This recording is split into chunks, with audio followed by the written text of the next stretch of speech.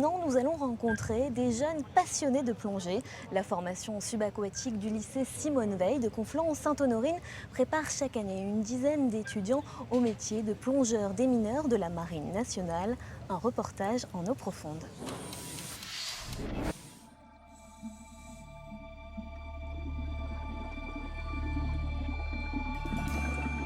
Ils sont âgés de 18 à 24 ans, ils aiment le sport et la plongée et n'ont qu'un seul but en tête, devenir plongeur dans la Marine nationale.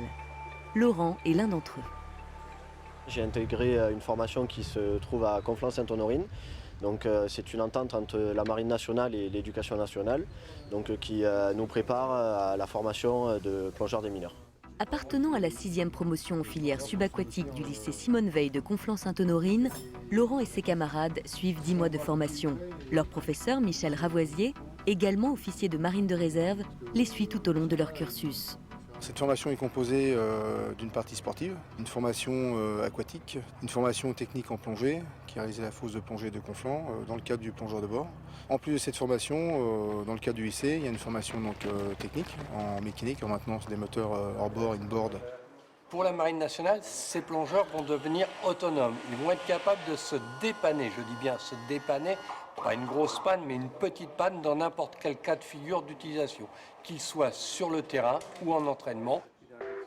Depuis l'initiation à la fabrication mécanique jusqu'à la soudure, la formation dispensée au lycée Simone Veil prépare les élèves aux différentes missions des plongeurs de la marine. Tir sportif, permis mer, activités de découverte de la marine, les élèves ont surtout la grande chance d'être situés à proximité de la fosse de plongée de Conflans, où ils peuvent s'entraîner fréquemment, ainsi que de la base de loisirs de Cergy-Pontoise. Un milieu naturel riche pour leur formation. C'est des marins, donc un marin ça navigue. Donc la meilleure école, à mon sens, c'est la navigation à la voile. Voilà. Donc effectivement, on part donc 2 semaines, 3 semaines en mer sur des voiliers.